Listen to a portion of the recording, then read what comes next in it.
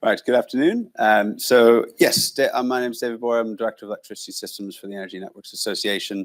I'll run through a bit of that role that we're playing and some of the focuses we have, both challenges faced and activities we have underway to make sure that energy networks are supporting the achievement of the net zero transition. So just a little bit about the networks and the Energy Association, just to kick things off, but also the role that we play here. We represent all the electricity networks and gas networks in Britain and the UK.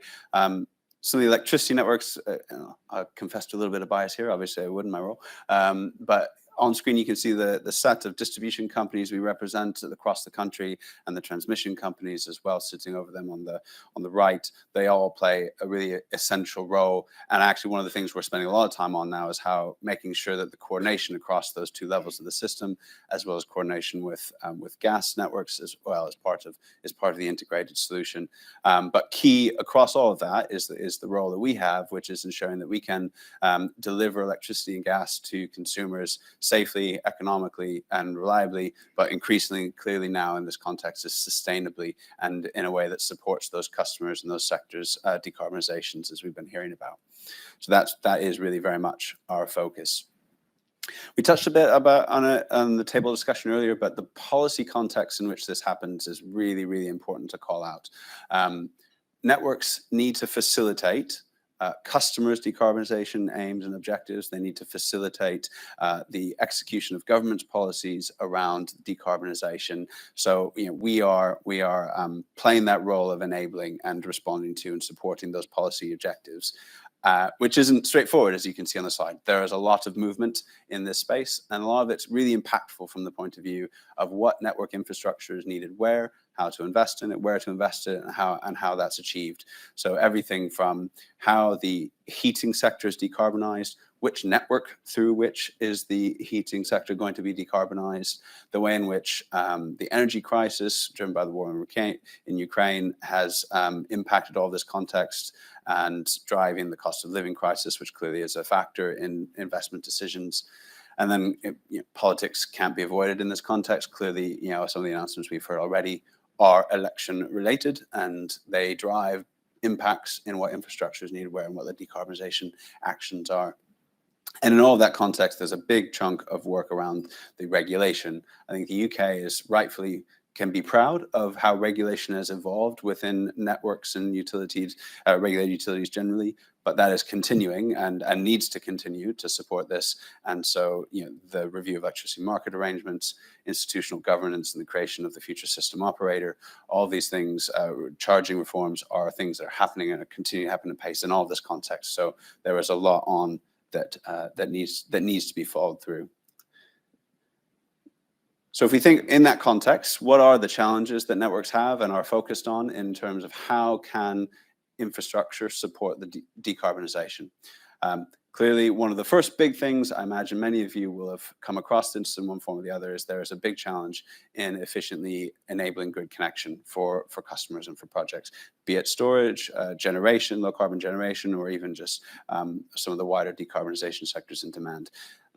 In the 12 months up to the end of last year, transmission applications exceeded 164 gigawatts.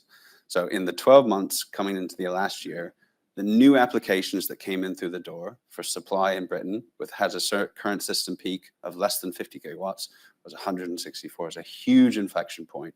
Makes you wonder where the rest of the country is that all these things are going to be sited on. But it's in this context that there is a significant queue and a significant challenge. We need to respond to that. We need to make sure that we can provide access to the grid for real projects, for the right projects, and the projects that customers need. Next thing is around delivery of the infrastructure that those projects need. Those are currently quite significantly frustrated by planning delays and consent and way leaves reform that allow infrastructure to be delivered in a timely way. A few fun anecdotes here. It's always easy to bemoan planning, but I can't help myself. If we were to add an additional conductor to an existing overhead line, wooden pole, local bit of infrastructure, if we were to add an additional conductor to support the connection of a storage device or a set of solar panels in a farm, that would trigger the need for 2 to 4 years of planning review to add a conductor to an existing pole span. That context really will significantly frustrate the progress of delivering infrastructure to support net zero. The transmission version of that scary stat is that it takes about 2 years to physically build a transmission line. It takes about 11 to deliver one in Britain because of planning. So all of these things really do need to be addressed to support the timely delivery of infrastructure. And it is important because we do need to invest. We do need to invest in electricity network capacity in particular, but across the piece, we need to be making sure the networks have the right capacity. In any decarbonisation scenario, the electricity networks will be significantly growing in their in what they need to supply for capacity.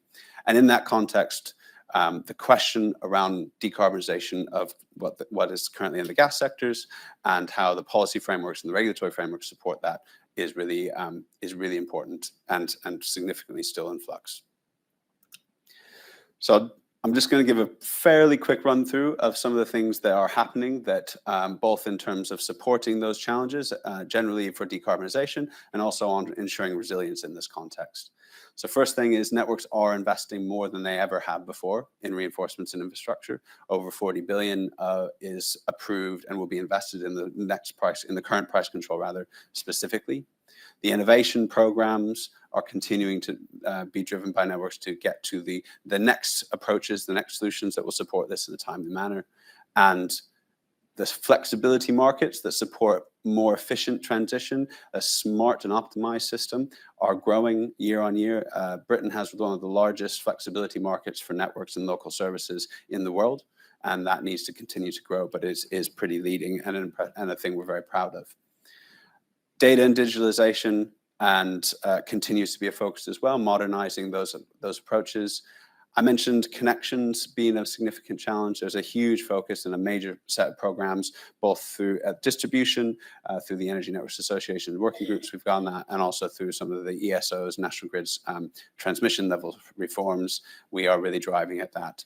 And again, continuing to engage with the policymakers to support the evolution of those frameworks or the right use of those existing frameworks to meet those challenges is really important. And then finally, on resilience. So in this context,